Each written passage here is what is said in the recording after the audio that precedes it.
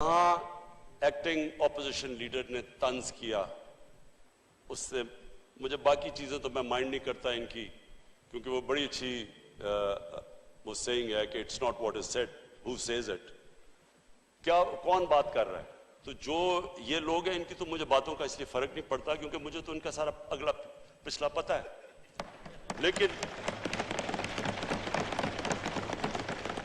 وہ ایک میری بڑی اچھی تھیوری ہے اس طرح کے لوگوں کے لیے، مائنڈ اوور میٹر، کیونکہ میں مائنڈ نہیں کرتا یہ، کیونکہ یہ میٹر نہیں کرتا ہے، اس لیے مجھے اس کی فکر نہیں ہے.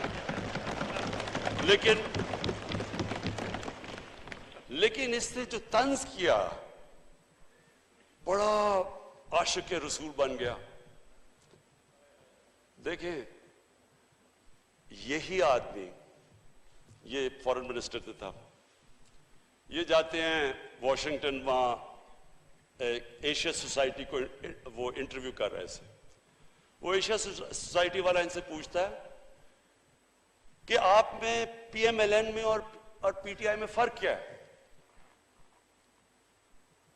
بڑے اپنا سوٹ شوٹ پہن کے بتا کے کہ ہم لبرل ہیں اور یہ دینی جماعت کے ساتھ ہیں، یعنی ہم پی ٹی آئی دینی جماعتوں کے ساتھ ہے اور یہ لبرل ہے. یہ لبرل ہیں لیکن صرف ایک طرح، یہ لبرلی کرپٹ ہے. مجھے فکر صاحب میں کیونکہ میں مغربی کلچر کو ان سب سے بہتر جانتا ہوں، میرا کرکٹ کی وجہ سے ٹائم گزرا ہے. میں آج آپ کو اس اسمبلی کے فلور پہ کہنا چاہتا ہوں، جتنا نقصان اس ملک کی لیڈرشپ نے پاکستان کو پہنچایا ہے، ہمارے امیج کو کوئی دشمن نہیں پہنچا سکتا تھا.